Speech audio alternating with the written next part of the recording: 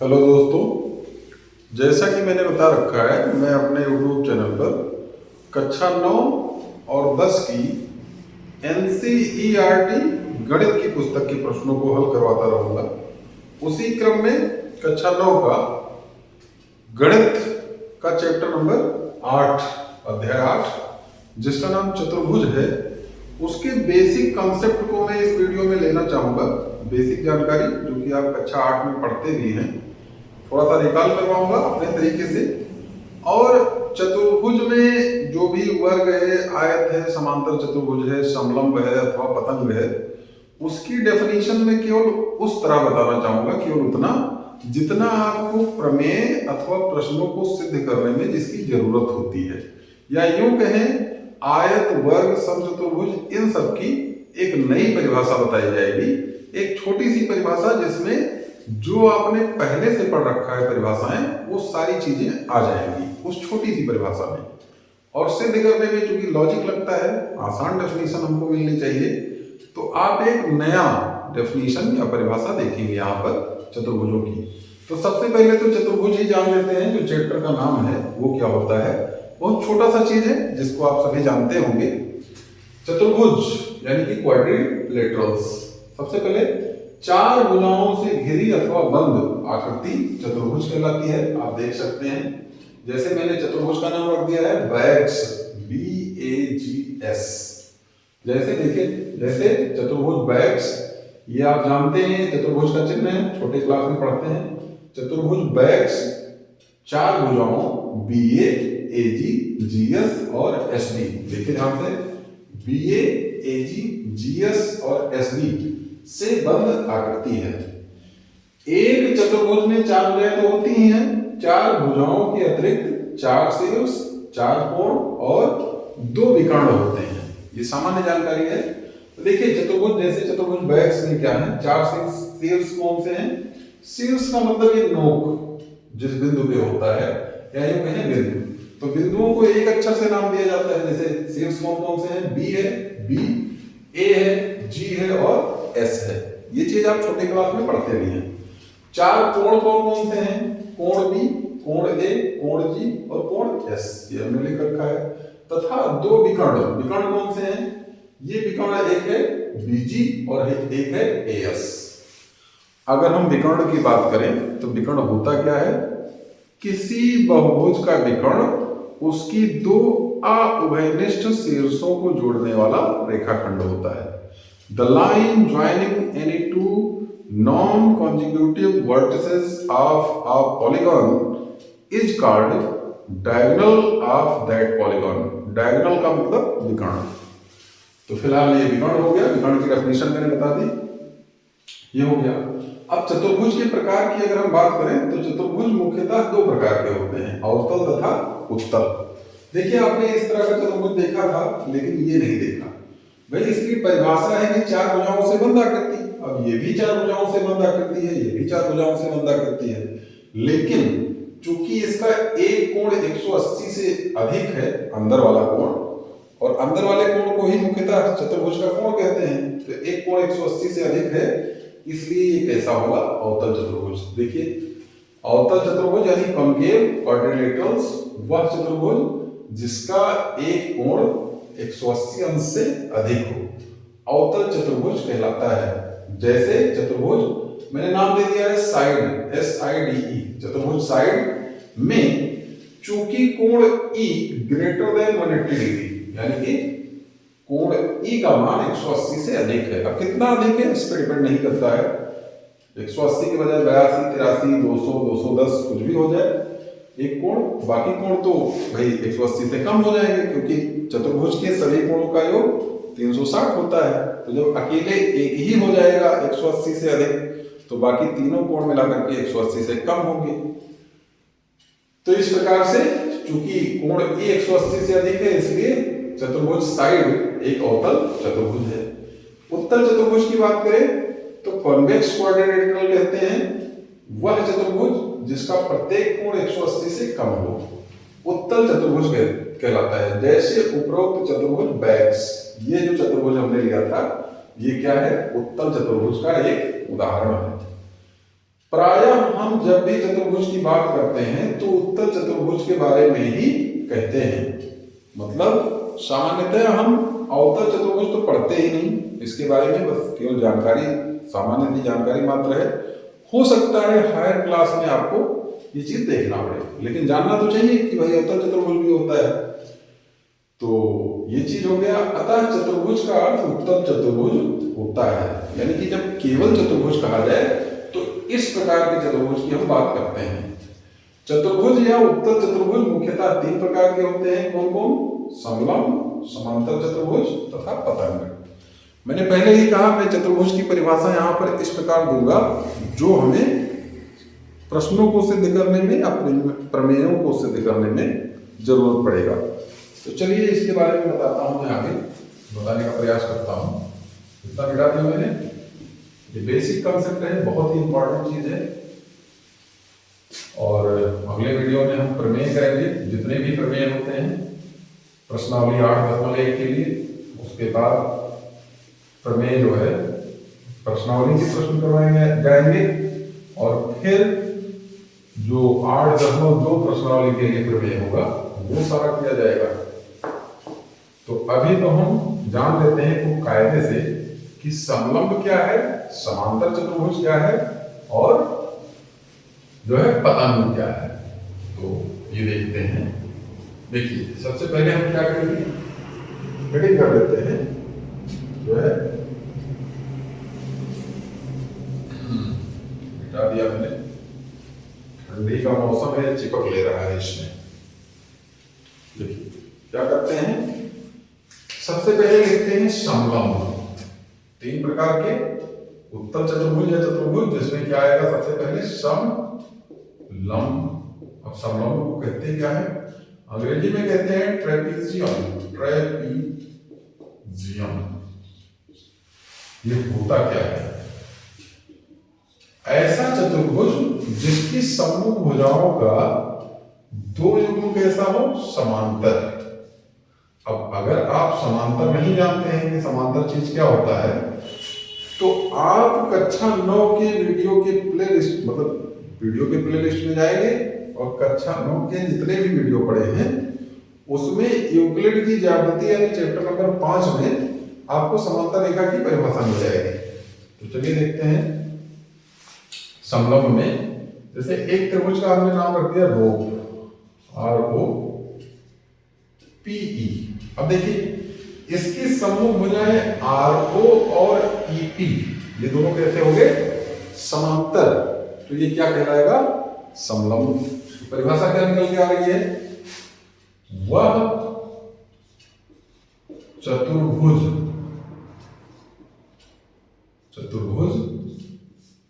जिसकी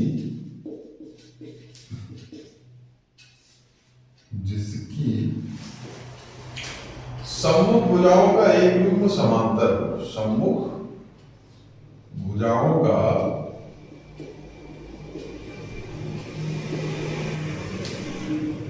एक युग्म समांतर हो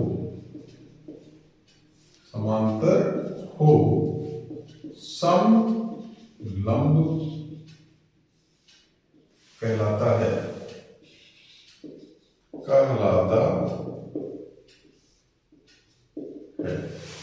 जैसे चतुर्भुज ROPE में चूंकि RO समांतर EP, इसलिए चतुर्भुज रो एक समलंब है।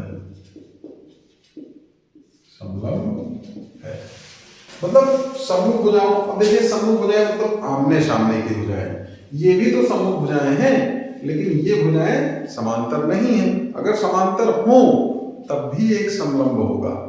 अब देखिए अगली डेफिनेशन हम लेते हैं। दूसरा जो मैंने कहा था समांतर चतुर्भुज, समांतर चतुर्भुज अंग्रेजी में कहें तो पैरेललोग्राम, PARALLELOGRAM। LALLEGRAM। ये होता क्या है? जैसे इसकी परिभाषा में एक युग्म समांतर हो, उसी तरह इसके परिभाषा में दोनों युग्म समांतर हो। तो क्या लिखेंगे? वह चतुर्भुज जिसके सम्मुख भुजाओं का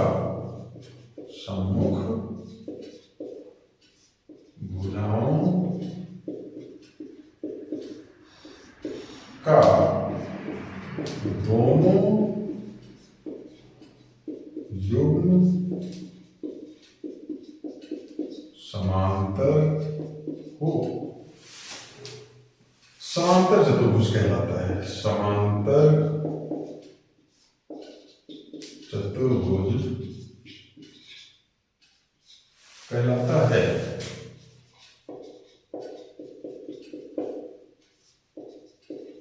देखिए कैसे? नहीं, देखिए सम्मुख भुजाओं का एक युग्म ये वाला समांतर कर दिया हमने, और दूसरा युग्म जो ये वाला है ये भी कैसा है? समांतर। जैसे हम मान लेते हैं इसका नाम है LAMB, लैम्ब। लैम्ब मतलब मेमना होता है, आप जानते हैं, बकरी का बच्चा। तो देखिए जैसे चतुर्भुज LAMB में क्या मिल जाए? देखिए ध्यान से, ये भुजा सामने वाली इसके समांतर, ये वाली भुजा इसके समांतर, तो ये दोनों क्या हो जाएंगे? समांतर चतुर्भुज। चूंकि क्या हो जाएगा? LA समांतर BM तथा LB समांतर AM, इसलिए चतुर्भुज लैम्ब एक समांतर चतुर्भुज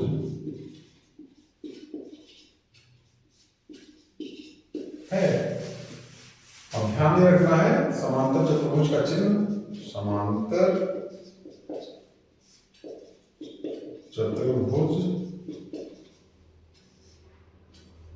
को ऐसे समांतर का चिन्ह और GM, ये एक चिन्ह है, से व्यक्त करते हैं, से व्यक्त करते हैं।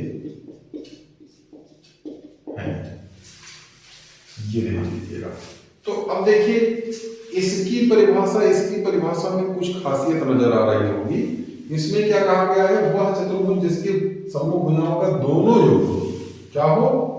दोनों युग्म समांतर हो। इसमें क्या कहा गया? एक युग्म समांतर। तो अब ध्यान दीजिए, अगर किसी चतुर्भुज की सम्मुख भुजाओं का दोनों युग्म समांतर है तो एक युग्म तो स्वतः समांतर हो गया। तो इसका अर्थ यह है कि समांतर चतुर्भुज की परिभाषा में समलंब की परिभाषा समाहित है, और इसका अर्थ यह हुआ कि सभी समांतर चतुर्भुज समलंब भी होते हैं। ये बहुत इंपॉर्टेंट क्वेश्चन है। क्या हम लिखेंगे? नोट, सभी समांतर चतुर्भुज को, अब मैं ऐसे लिख रहा हूं, सभी समांतर चतुर्भुज पैरेललोग्राम्स समलंब भी होते हैं। समलंब भी,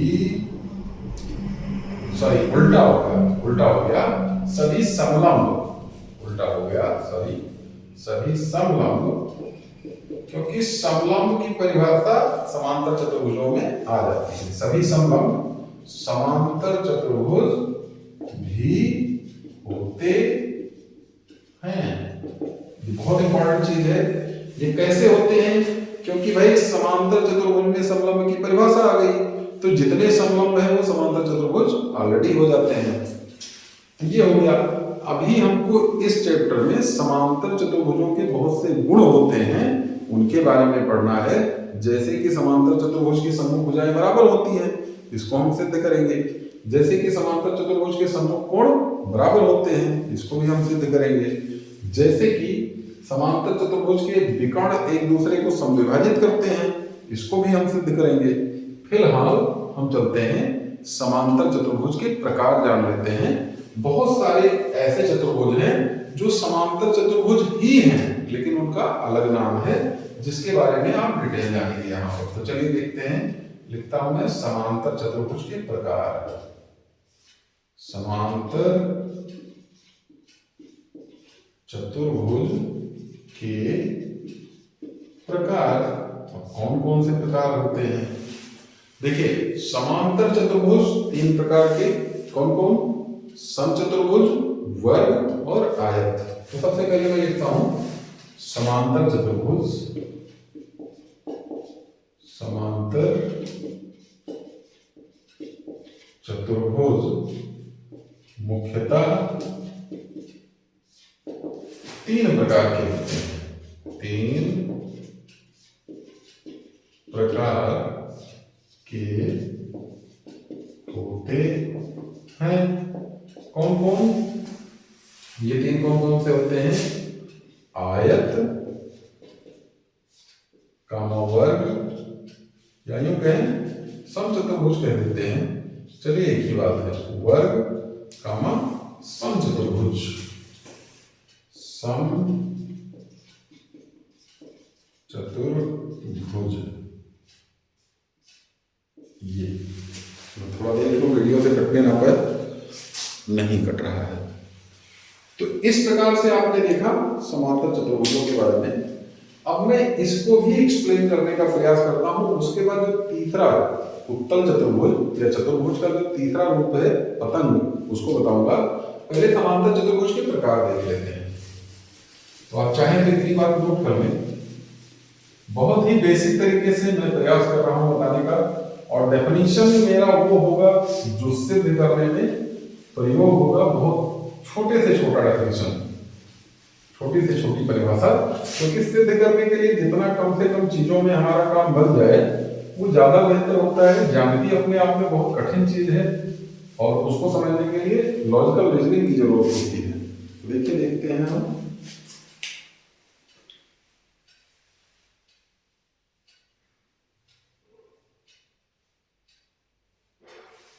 देखिए, अभी जो मैंने स्टेटमेंट लिखा कि सभी समलंब समांतर चतुर्भुज होते हैं, वो गलत थोड़ा सा बाई मिस्टेक लिख गया। आपको क्या लिखना है? सभी, उसको सुधार के क्या कर लेना है? सभी समांतर चतुर्भुज, समांतर चतुर्भुज समलंब भी होते हैं। पहले यही लिख रहा था लेकिन थोड़ा सा मिस्टेक हो गया है। समलंब भी होते हैं। क्यों? क्योंकि समांतर चतुर्भुज के दोनों युग्म समांतर होते हैं और समलंब में एक, और अगर दोनों युग्म समांतर है तो एक तो है ही। तो इस प्रकार से ये सुधार लेना है। अभी जो मैंने नीचे लिखा था नोट करके, समांतर चतुर्भुज के प्रकार से पहले थोड़ी सी मिस्टेक हुई है। अभी वीडियो से उसको एडिटिंग वगैरह मुझको आता नहीं है, नहीं तो उतना पार्ट काट के अलग कर देता। फिलहाल आप इतना मैनेज करें। इसके बाद मैंने क्या लिखा था? समांतर चतुर्भुज के प्रकार, और उसमें क्या था? सबसे पहले आयत। तो हम हेडिंग करते हैं आयत, जिसको आप अंग्रेजी में रेक्टेंगल कहते हैं, खूब पढ़ा होगा। तो देखिए, समांतर चतुर्भुज जिस तरह आपने बनाया था टेढ़ा टेढ़ा, अगर उसको सीधा कर दिया जाए एकदम सीधा, तो वो क्या बन जाता है? आयत। वो क्या बन जाएगा? आयत। और आयत की खासियत क्या है? मान लेते हैं इस आयत का नाम है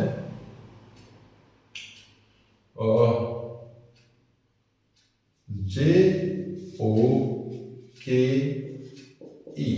जोक। अब ये देखिए, ये आयत क्या होगा? ये भी एक तरह का समांतर चतुर्भुज है, क्योंकि समांतर चतुर्भुज के प्रकार में आ रहा है। तो ऐसा समांतर चतुर्भुज जिसका एक कोण 90 अंश हो। अब अगर एक कोण 90 अंश हो गया तो सामने वाले कोण बराबर होते हैं। अभी मैं सिद्ध करवाऊंगा, तो ये भी 90। और ये ध्यान रखना है कि ये रेखा अगर समांतर है तो ये कोण और ये कोण मिला के 180 होगा, या ये कोण मिला के 180 होगा। अगर ये 90 है तो ये भी 90 होना चाहिए, तभी 180 आएगा। इसी प्रकार अगर ये 90 है तो ये भी 90 होना चाहिए। यानी एक कोण 90 होने से सारे कोण कैसे हो जाएंगे? 90। यानी जो आपने परिभाषा पिछले क्लास में पढ़ी थी वो सारी परिभाषा एक लाइन की परिभाषा यहाँ वाली होल्ड करेगी, रखेगी। तो देखिए क्या परिभाषा बनेगा, छोटा सा, वह समांतर चतुर्भुज, अब मैं केवल सिंबल यूज करूंगा, वह समांतर चतुर्भुज जिसका एक कोण क्या हो, समकोण, समकोण, समकोण का मतलब 90 अंश, चाहे तो आप लिख लें, अर्थात 90 अंश हो, समांतर चतुर्भुज सॉरी आयत कहलाता है। क्या कहलाता है, आयत कहलाता है। जैसे जैसे समांतर चतुर्भुज जो में चूंकि कोण के बराबर 90 अंश, इसलिए जो एक आयत है। देखिए आयत की बहुत आसान सी परिभाषा। अब देखिए उसके बाद हम देखते हैं वर्ग। वर्ग को अंग्रेजी में स्क्वायर कहा जाता है, SQUARE, स्क्वायर। वर्ग क्या होता है, पहली परिभाषा हमने लिखी स्मॉल a, स्मॉल b कह देते हैं इसको। वर्ग, वर्ग क्या है, एक ऐसा आयत जिसकी दो संलग्न भुजाएं बराबर हो। मतलब हम आयत ही लेते हैं, बस क्या हो, दो सटी सटी, संलग्न का मतलब आसपास अगल बगल की। तो देखिए मान लेते हैं इसका नाम है जैक, JACK। अब देखिए इस जैक में अगर ये भुजा इसके बराबर हो जाए और ये कोण 90 अंश हो जाए और ये एक आयत हो, तो ये क्या बन जाएगा, वर्ग। वर्ग की ऐसे भी परिभाषा आपने सुनी होगी छोटे क्लास में, ऐसा चतुर्भुज जिसकी चारों भुजाएं बराबर हो और चारों कोण 90 अंश हो। अब जब सिद्ध करना होगा हमें, तो हम इतना लंबा तो सिद्ध नहीं करेंगे, चारों भुजाएं बराबर चारों कोण 90 अंश।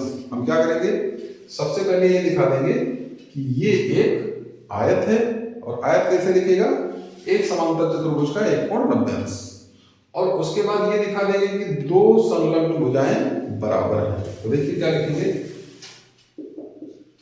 वह आयत जिसकी दो संलग्न भुजाएं बराबर हों,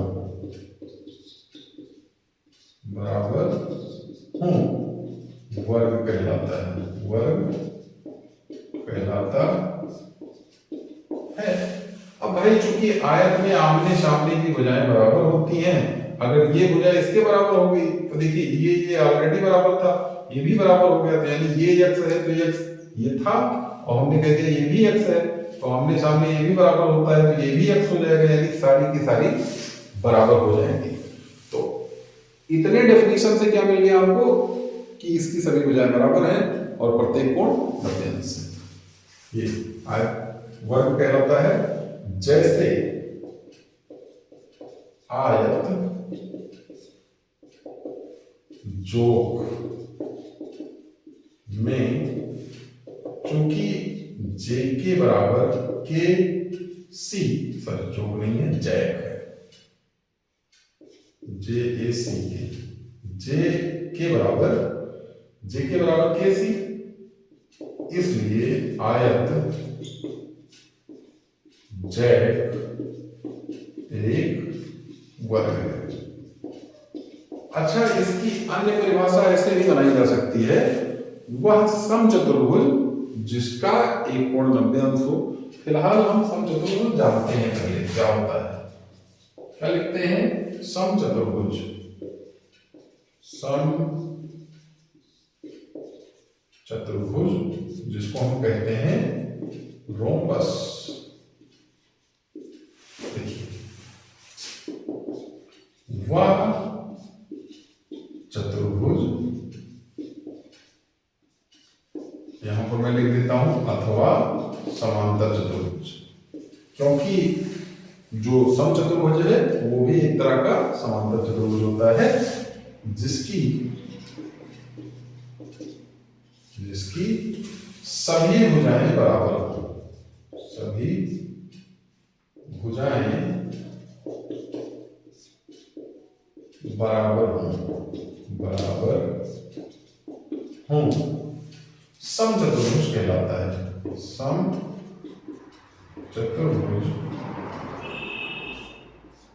कहलाता है।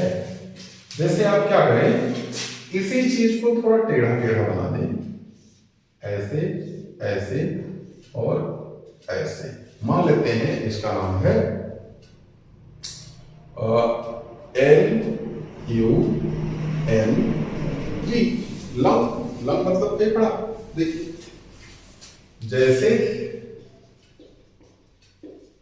चतुर्भुज LUNG में यदि क्या हो जाए, LU बराबर UN बराबर NG और बराबर GL, तब लंब एक समचतुर्भुज होगा, समचतुर्भुज होगा। अब ध्यान ये रखना है कि समचतुर्भुज की परिभाषा की मदद से हम आयत वर्ग की परिभाषा निकाल सकते हैं। हम क्या करें, इसी चीज को थोड़ा सीधा कर दें और बता दें कि ये इसका एक कोण 90 अंश है। ध्यान ये रखना है कि इसके विकर्ण क्या करते हैं, 90 अंश पर एक दूसरे को समविभाजित करते हैं। मतलब ये वाला भाग इसके बराबर हो जाता है और ये वाला भाग इसके बराबर हो जाता है। और ध्यान ये रखना है कि वर्ग एक आयत भी होता है, वर्ग एक समचतुर्भुज भी होता है। तो इस प्रकार इसके विकर्ण भी 90 पर समविभाजित करेंगे।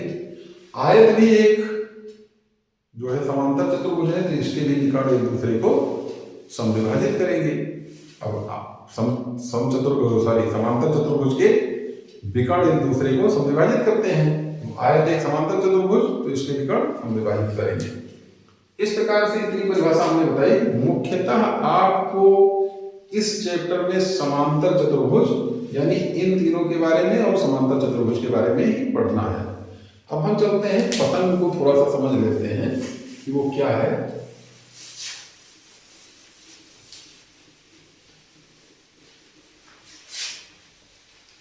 क्या करते हैं, पतंग देखते हैं पतंग क्या है। लिखता हूं मैं पतंग, जिसको आप काइट कहते हैं, पतंग अंग्रेजी में काइट। एक चतुर्भुज हम बना लेते हैं जो काइट ही हो। ये देखिए, एक चतुर्भुज ऐसे बन गया, इसकी ये भुजा इसके बराबर और दूसरी वाली भुजा ये वाली भुजा इसके बराबर। तो इसी को क्या कहा जाता है, नाम भी हमने ऐसे रख दिया, काइट। तो चतुर्भुज काइट एक पतंग कहलाएगा। कब, ध्यान रखना है इसके विकर्ण जो होते हैं, ये विकर्ण ये भी क्या करते हैं, एक दूसरे को 90 अंश पे काटते हैं और इसका छोटा वाला विकर्ण समविभाजित हो जाता है बड़े वाले विकर्ण से। बड़ा वाला नहीं, केवल छोटा वाला। तो देखिए, आप चाहे तो इसको सिद्ध कर दें सर्वांग क्षमता के नियम से। तो पतंग क्या होता है, पतंग वह चतुर्भुज है जिसकी संलग्न भुजाओं का 2 युग्म बराबर होता है। ठीक है, संलग्न भुजाओं का 2 युग्म मतलब एक भुजा का ये और एक ये। पतंग वह चतुर्भुज है जिसकी संलग्न भुजाओं का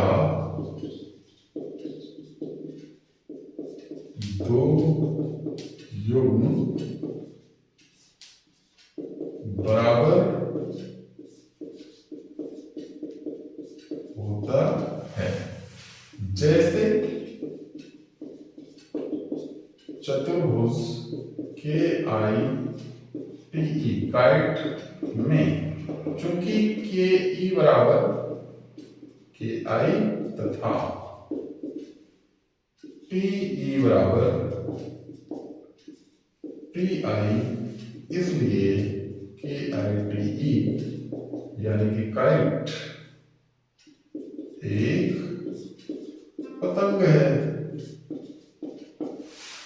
बाकी चीज मैंने बताया दिया है कि पतंग का छोटा वाला विकर्ण बड़े वाले विकर्ण द्वारा समविभाजित हो जाता है और दोनों विकर्ण एक दूसरे को 90 अंश पर काटते हैं। तो आपने पतंग भी सीख लिया। तो इस प्रकार से जितना उत्तल चतुर्भुज आपने सीखा इस वीडियो में, उन्हीं के बारे में आपको पढ़ना है, पतंग के बारे में नहीं पढ़ना है इस चैप्टर में। खास करके हमें पढ़ना है समांतर चतुर्भुज के बारे में। समलंब भी बहुत कम आएगा या आएगा भी तो परिभाषा हमने बता ही दी है।